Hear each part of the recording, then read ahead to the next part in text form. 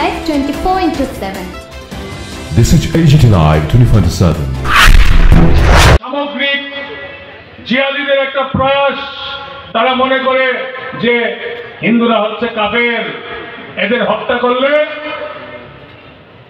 জান্নাত প্রাপ্তি হয়। আর আমরা কি মনে করি? হিন্দুরা আমরা সহিষ্ণু, আমরা বলি এই সারা বিশ্ব আমাদের আত্মীয়।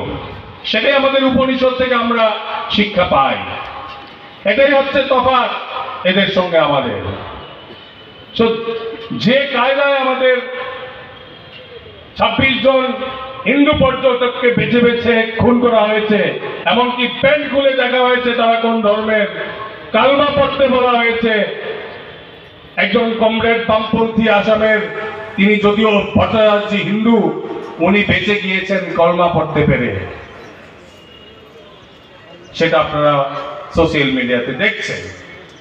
তো আমরা আজকের এই জমায়েত করেছি, আমরা চাইব ভারতবর্ষের রাষ্ট্রবাদী সরকারের কাছে যেন একটা সন্ত্রাসীও এবং সন্ত্রাসবাদের যারা মদতদাতা সেই পাকিস্তানের সরকারকে উচিত শিক্ষা দিয়ে প্রতিটি নিরীহ প্রাণের যেন প্রতিশোধ নেওয়া হয়।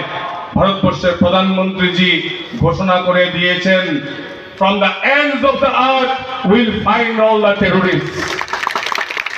পৃথিবীর যে কোনায় থাকুক না কেন তাদেরকে ধরে ধরে উচিত শিক্ষা দেওয়া হবে। এই ঘোষণা প্রধানমন্ত্রীজি করেছেন। এর আগেও সার্জিক্যাল এয়ার স্ট্রাইক হয়েছে, এদেরকে উচিত শিক্ষা দেওয়া হয়েছে। 1965 সালের যুদ্ধে এদেরকে শিক্ষা দেওয়া হয়েছিল। 1999 সালের কার্গিল যুদ্ধেও এদের শিক্ষা দেওয়া হয়েছে। আমরা আগামী দিনেও একটা সঠিক এদের শিক্ষা দেবে। পৃথিবীর মানচিত্র থেকে এই ধরনের সন্ত্রাসীদের মুছে ফেলতে হবে। এই দৃঢ় প্রতিজ্ঞা আজকের এই সমাবেশ থেকে আমাদের নিতে হবে। মোদীজি একটা কথা বলেন, এক রেহেঙ্গে তো সেফ রেহেঙ্গে। আর উত্তরপ্রদেশের মাননীয় মুখ্যমন্ত্রী যোগীজি বলেন, বাটেঙ্গে তো কাটেঙ্গে। কথার অর্থটা আমাদের বুঝতে হবে। আমরা এখনো হিন্দু সমাজ অনেক অংশে বিভক্ত, রাজনীতির দ্বারা বিভক্ত, আমরা জাতপাতের দ্বারা বিভক্ত। আমরা কেন বিভক্ত থাকবো? আমাদের একটাই পরিচয়, আমরা হিন্দু, আমরা সহোদর, একই ভারত মায়ের সন্তান। এই যদি আমাদের পরিচয় হয়, তাহলে আমাদের হিন্দু সমাজকে সংগঠিত করতে হবে। বিভেদ ভুলে গিয়ে আমরা হিন্দু ভাই ভাই, এই বার্তা আগামী দিনে আরো গ্রামে গঞ্জে পাড়ায় মহল্লায় সকলের কাছে নিয়ে যেতে হবে। তবেই আমরা হিন্দু সনাতন ধর্ম, কৃষ্টি, সংস্কৃতিকে ঊর্ধ্বে তুলে ধরতে পারবো এবং ভারতবর্ষকে নিশ্চিতভাবেই আগামী দিনে আমরা হিন্দু রাষ্ট্র হিসেবে দেখতে পাবো। এবং অখণ্ড ভারতের যে আমাদের স্বপ্ন, আফগানিস্তান, বালুচিস্তান, পাকিস্তান, এই মোহাম্মদ ইউনিসের দেশ আমাদের দেশ, এটা অখণ্ড ভারত ভূমি। তো এই সংকল্প নিয়ে আজকে আমাদের এখান থেকে যেতে হবে, যাতে করে ভবিষ্যৎ ভারতবর্ষ, আমরা 1947 সালের যে শ্রেষ্ঠ ভারতের কল্পনা করছি, উন্নত ভারতবর্ষের স্বপ্ন দেখছি, তা বাস্তবায়িত হবে। ভারতবর্ষ বিশ্বগুরু, এখনই যে বার্তা দিয়ে যাচ্ছে বিশ্বগুরুর বার্তা, সেটা হিন্দু সনাতনী সংস্কৃতি ছাড়া এই পৃথিবী টিকবে না।